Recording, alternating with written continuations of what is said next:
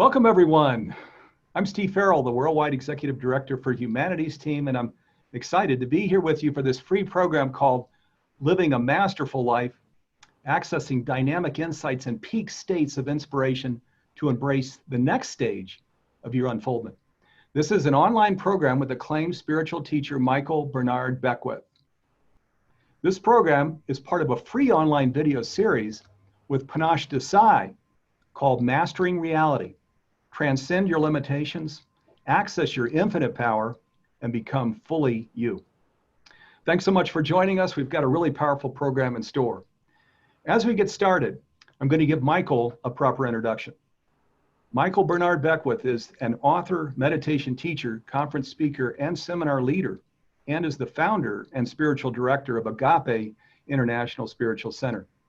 He has appeared on Oprah's Super Soul Sunday, Super Soul Sessions, and Help Desk, as well as on Dr. Oz, CNN, Larry King Live, Tavis Smiley in his own PBS special, The Answer Is You, and thousands tune in to his weekly radio show on KPFK, Wake Up, the Sound of Transformation. And welcome to the program, Michael. Great to be with you.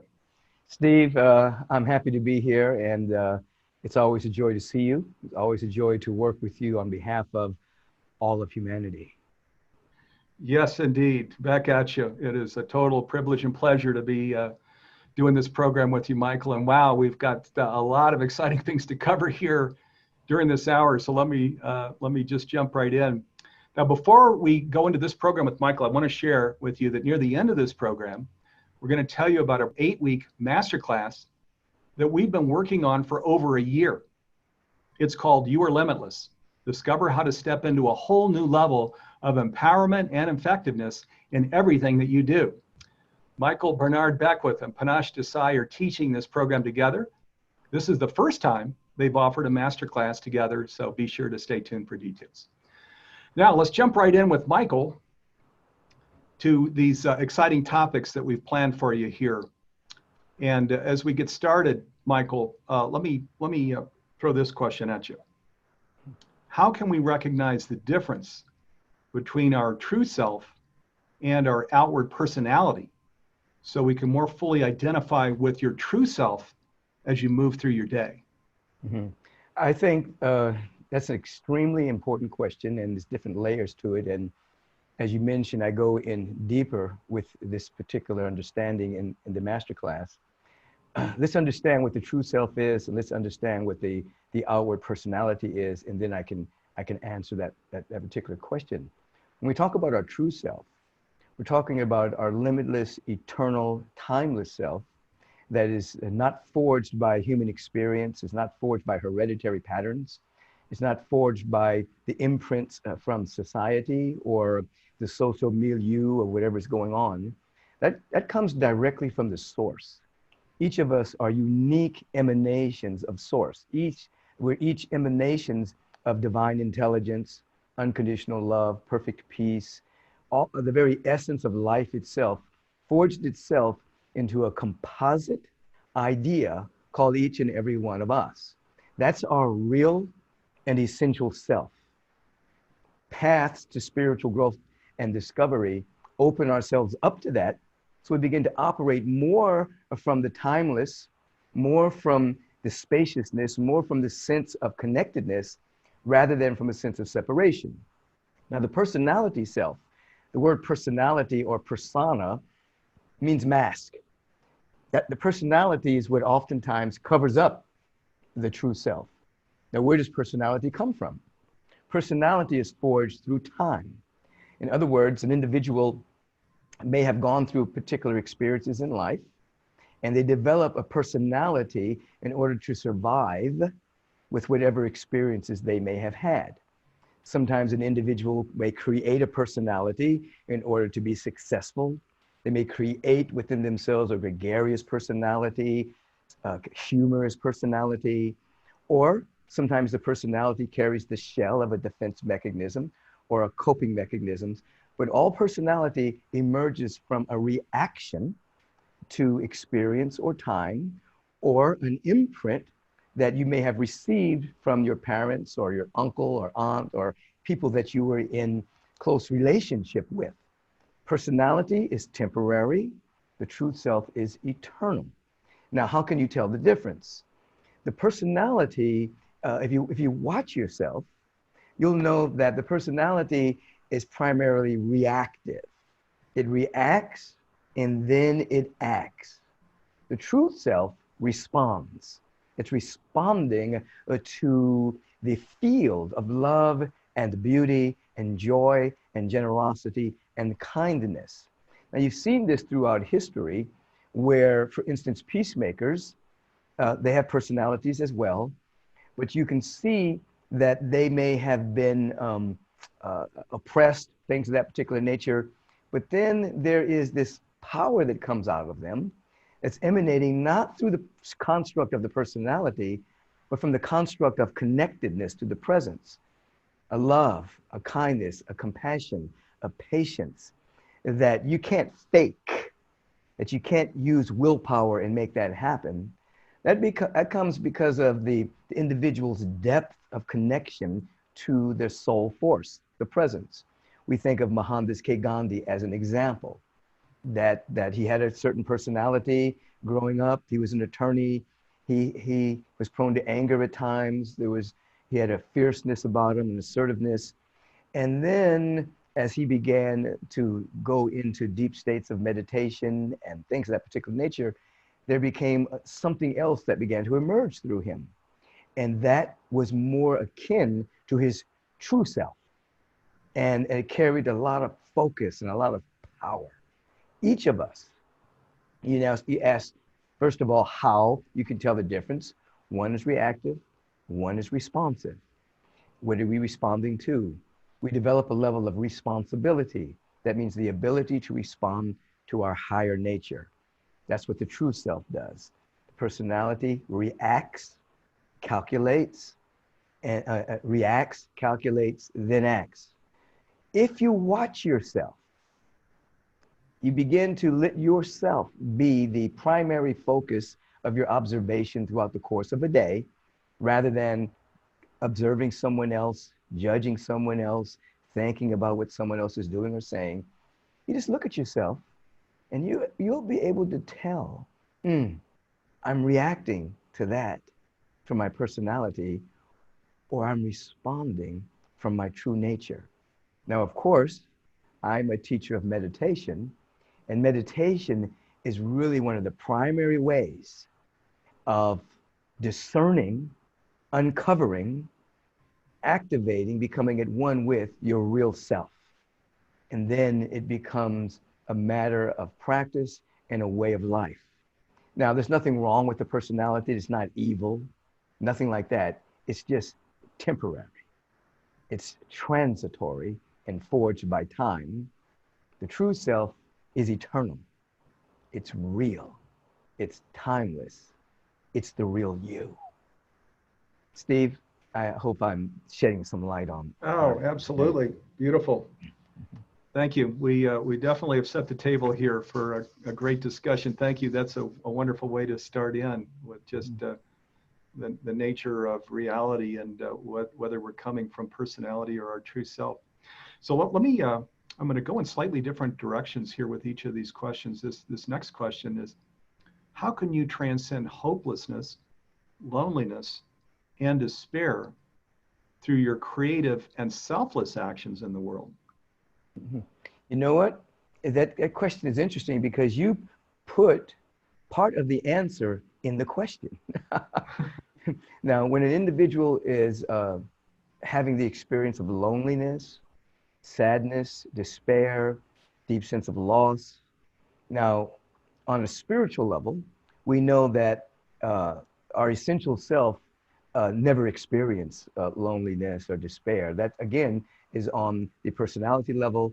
It's on the human consciousness level. However, you put a part of that answer in the question.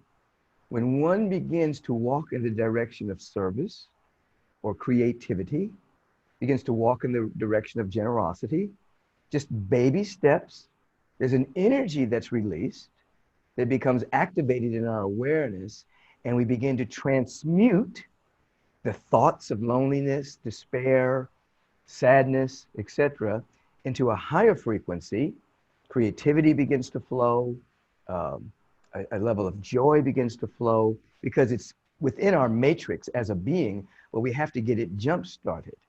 Now, in some spiritual traditions, this is an example.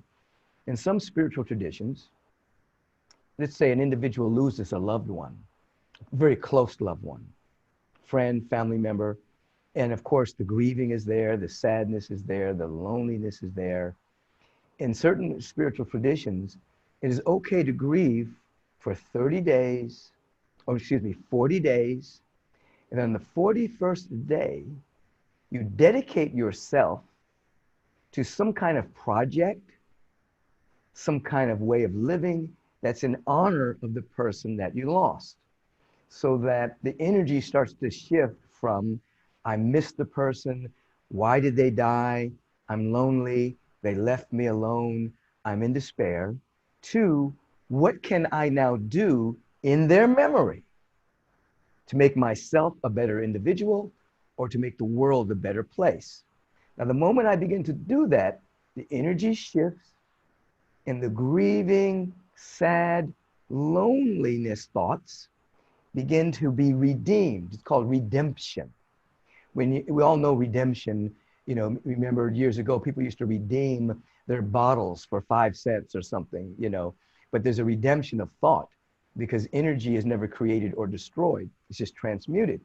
So you're redeeming the thoughts of despair and loneliness and transmuting them to a higher frequency by going into service, by dedicating your life to being better, or a project on behalf of that individual. So when we're in loneliness, despair, fear, we have to ask ourselves, how can I share? How can I give? Now here's the trick. The universal presence through the universe operates by law. And one of the laws is that the universe answers any question that you ask. So if I ask, how can I be of service? How can I live my life in dedication to someone that I just lost physically, or somewhere along that line, you'll start to get intuitive hits, guidance, opportunities will show up, and you'll start to move the energy in a different direction. You won't deny the fact that you may have experienced some loss. You won't deny the fact that someone has not died, that has died. It won't deny the fact that you may be going through some tumultuous situation, but the energy will start to change and you will be more empowered to be able to handle the challenges that are in front of you. Let me say one more thing about that. This presence, I call God the presence that's never in absence. It's everywhere, fully being itself. There used to be a myth. You know, myths come into being in order to explain things that are unexplainable. Well, there used to be this myth that God was so lonely that God created the multidimensional universe, the solar system, the galaxy, all of nature, living biology, ultimately beings such as human beings and animals and things like that. Now, of course, we know that we don't believe that myth anymore. We are aware that the presence that's never in absence recreated everything out of bliss and ecstasy, so full of itself that it went into full expression. And so we're connected to that presence. So loneliness is a perception. You can be by yourself and not be lonely. Or you can be in a crowd of people and be lonely if you're cut off from yourself. For instance, I'm an individual, I like solitude. I like to be by myself. I love people. Don't get me wrong, I love people. I love fellowship. I love hanging around with growth-centric individuals, but I love to be by myself in nature and by my altar in my home when I'm meditating, walking, but I'm never lonely when I'm by myself. I can be alone for days, but I'm never lonely. Loneliness is a perception. There's a sense of being cut off from your essential nature. So Steve, I hope I'm shedding some light on this. Absolutely, yeah. I hope we need to beam this into every funeral parlor here, Michael. Other places too, but every funeral parlor there was a lot. Well, you know what? I used to love. It sounds going to sound weird, but I used to love to facilitate memorial services because I could actually see the alchemy that would take place. I would alchemicalize the thoughts that people were having about grieving and sadness and transmute them into a deep sense of celebration, that they even knew the person and the gifts that person gave to them and how to leave this place, taking those gifts and actually living for those gifts. Back in the day, before I had a number of ministers on staff and things of that particular nature, you know, I would do most of the memorial services, and I would love the feeling of transmutation that would happen around the service that would ultimately become a celebration of eternal life. So. Yeah, absolutely. I love it. And I love it. And it to just help people make that U-turn from grief and loss to celebration of, man, I'm gonna bring a lot to the world in this person's memory. I mean, what a cool thing. Absolutely. Very cool. Okay, let me go, and I'm gonna go again in slightly different direction. So this one. So, how can you see each and every moment as an opportunity to grow yourself and give your gifts to the world, at least in some small way? Mm-hmm. Well, everything begins with an intention. That's a great question. And the intention, it must be that I am here today and every single day to grow, develop, and unfold, to embrace the next great vision and version of myself. The challenge is that there are many individuals that are living from what I call an intention deficit disorder. They don't have an intention. So they just wake up and go into life and react to whatever circumstances or conditions or situations or whatever the world of phenomena brings them. So they're buffeted around by life, and then the personality reacts to it, calculates, figures out how to handle it until the next challenge arises or the next thing that they have to face with comes up. That's not an intentional life. If in fact you say to yourself, I am intending to embrace the next great version of myself, and you do that on a daily basis, then that becomes a part of your subjective tendency. And then you notice that you're living every moment as an opportunity to grow. You're not just developing strength to withstand the blows of life. You're developing an empowering strength to become your greater yet to be. Now, if you can imagine for a moment, what if everyone woke up like that? Instead of living in the consciousness of greed and materialism, consumerism, trying to get a bunch of stuff to fill up the imaginary holes in our soul, you know, we actually live to be a better person. We actually live to grow. We actually live to unfold with the awareness of this. Let me break down unfoldment for a moment. When you look at a seed of a rose bush and you plant it in fertile soil, proper nutrition, water, sunlight, the whole deal, and then that shoot, you know, grows roots and then shoots, and ultimately there's a rose bush. It produces roses. Now that rose tree or bush is unfolding, meaning the idea, the pattern of the whole bush and all the roses are already within the seed. It's already there. The proper condition allows for it to unfold. It's becoming visible. So we, as spiritual beings having a human incarnation, are unfolding something that's already within us that's magnificent. It's limitless. It's majestic. It's beautiful. And we are called to live to keep embracing the next level of our own unfolding consciously. Again, many people live an unintentional life. And They just pick and choose accidentally what's happening in the world and react to it. And hopefully things are going to turn out okay. Hopefully we're going to survive. Hopefully I'll be happy. No, that's a life built on chance, not choice. Living an intentional life, you start to up-level your choice ability.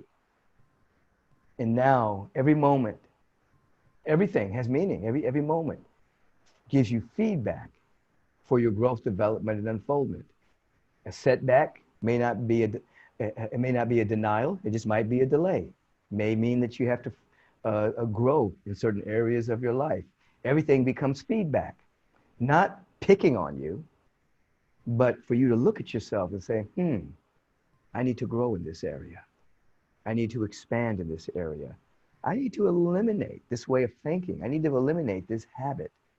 So in that way, every moment becomes a fresh moment, feedback for growth, development, and unfoldment. Mm-hmm.